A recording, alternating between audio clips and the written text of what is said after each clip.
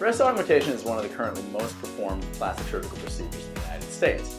There are a lot of choices when it comes to breast implants. It can get a little bit confusing for patients. My philosophy when choosing breast implants and exploring breast augmentation is to listen to the needs of the patient, to try and tailor the implant and the procedure to those patients' needs. One of the most important decisions when choosing breast implants, obviously, is what size to pick. A lot of patients will come to me saying they want a full C cup or a full B cup. It's important to understand that bra sizes are not standardized, and a bra made by one company can be completely different than a bra made by another company. C is not C from one company to the next.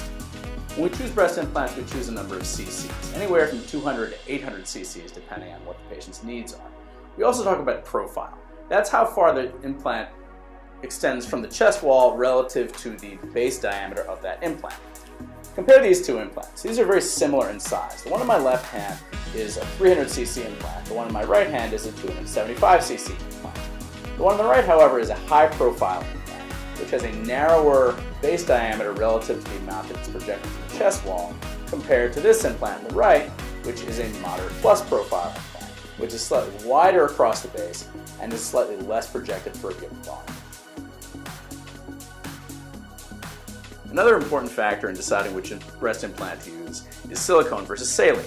Currently in 2019, we are on the 5th generation of silicone implants. The implants that are on the market now are extremely safe and reliable.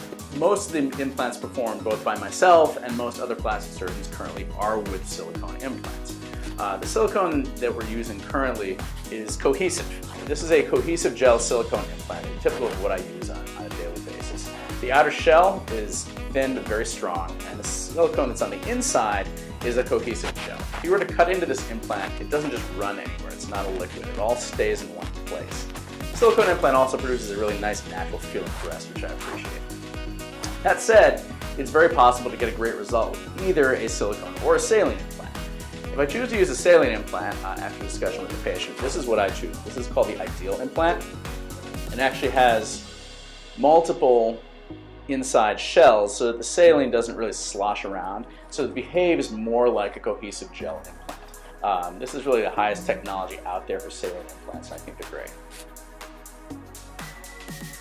Most of the implants that I'm placing these days are indeed round implants, but anatomically shaped can be a nice choice in patients who want to avoid an over-augmented body. As you can see, the implant is wider at the bottom than it is at the top. It more naturally mimics the shape of an actual breast. These can be a good choice in a patient who doesn't have much tissue to begin with and is also looking for a very natural anatomic result. Another differentiating factor in breast implants is smooth versus textured implants. Most of the augmentations that I'm performing currently are done with smooth implants.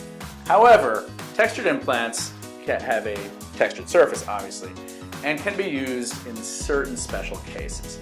One important downside to textured implants is a certain rare form of breast cancer called VIALCL. It's a fairly newly discovered entity. It has not been fatal in any cases yet, but it's been recognized in about 1 in 6,000 cases of textured breast implant use. It's important to take this into consideration when thinking about using textured implants.